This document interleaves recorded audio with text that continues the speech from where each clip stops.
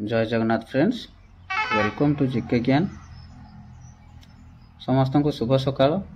कनिष्ठ शिक्षक आशायी आज एक बहुत बड़ खुशी खबर जे ओसेपा एक चिट्ठी करिछि इवेंट मैनेजमेंट टेंडर आह्वान करिछि। कलिंग स्टेडियम रे आसंता अक्टोबर मास 5 तारिख हेबाकु थिबा ओरिएंटेशन प्रोग्राम पई जोठी 16,010 जन कनिष्ठ शिक्षक नियुक्ति पाइले।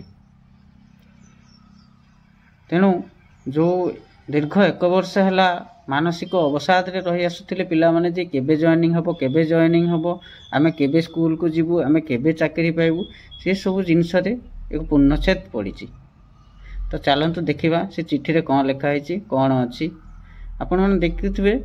Odisha school education programme authority Shiksha Soudha unit भी Bhubaneswar notice inviting request for proposal RPF school Odisha education programme authority OSEPA under administrative control of school and mass education department government of Odisha invite seal tender for selection of an event management agency for branding over days and other related activities pertains to the orientation program of junior teacher schematic scheduled to be held on 5/10/2024 at Kalinga hockey stadium Bhubaneswar.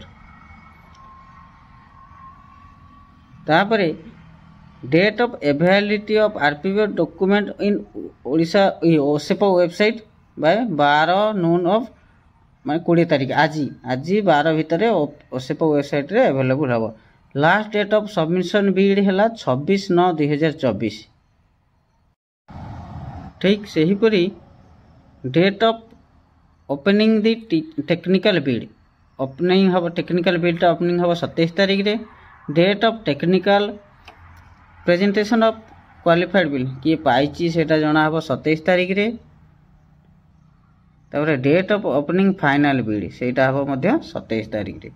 तेणु आपण माने धैर्य धरंतु। एते दिन धैर्य धइले आ किछि दिन दशहरा छुट्टी पूर्व एक खुशी खबर मिलवा को जाउची।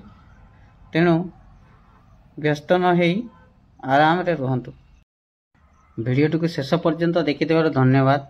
वीडियोटी भल लागिथिले वीडियोटी को लाइक करंतु, चैनल को सब्सक्राइब करंतु एवं नया नया इनफॉरमेशन पाइबा पई पाखरे थिबा बेल आइकन टी को प्रेस करंतु। धन्यवाद। जय जगन्नाथ।